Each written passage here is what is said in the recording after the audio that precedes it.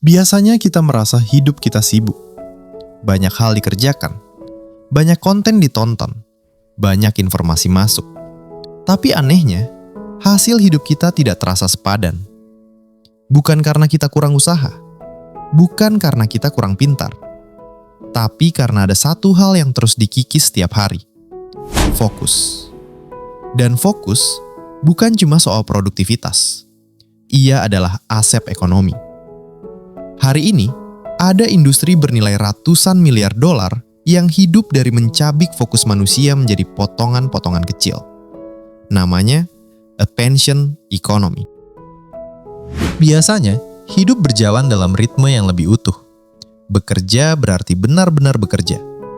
Belajar berarti duduk dan berpikir. Bosok berarti berhenti. Otak manusia punya waktu untuk masuk ke satu mode. Mode fokus, mode refleksi, mode istirahat. Perhatian tidak terus-menerus direbut. Kalau ada distraksi, ia datang dari luar, bukan dari benda yang selalu ada di tangan kita. Fokus sebagai modal hidup. Dulu, orang tidak menyebut fokus sebagai skill, karena fokus adalah kondisi default. Seperti nafas, seperti berjalan, tidak perlu aplikasi, tidak perlu teknik. Dan karena itu, banyak hal bernilai tinggi bisa lahir. Buku panjang, ide besar, keahlian mendalam.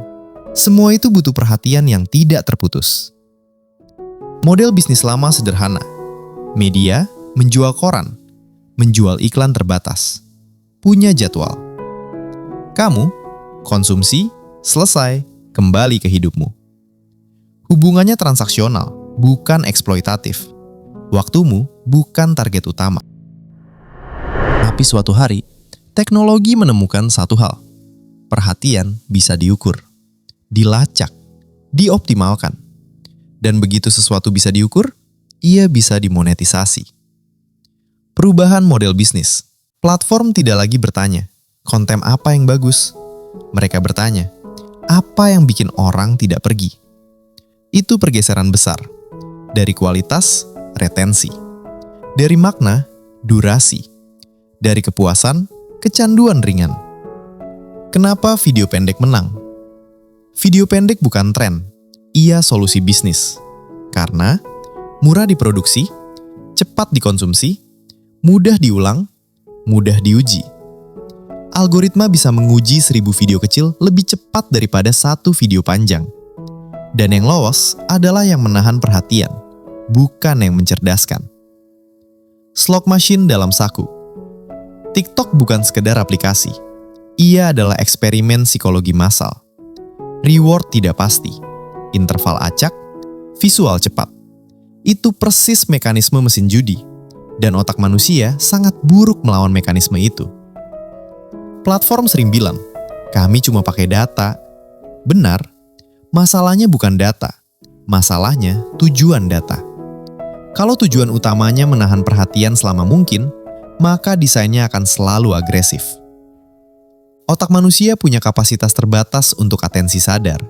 Setiap notifikasi, scroll, judul provokatif adalah permintaan kecil kepada otak. Dan otak tidak menolak. Ia capek. Fokus tidak hilang. Ia terpecah. Seperti uang receh yang tercecer di mana-mana.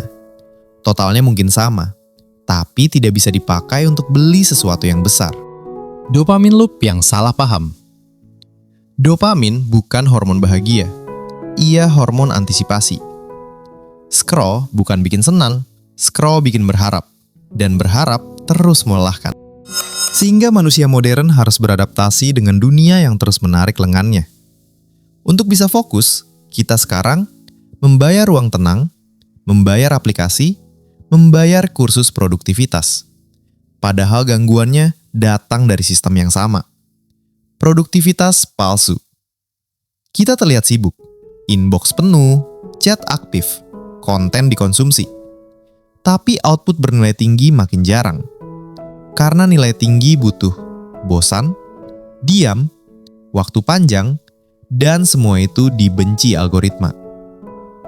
Dampak ke ekonomi pribadi.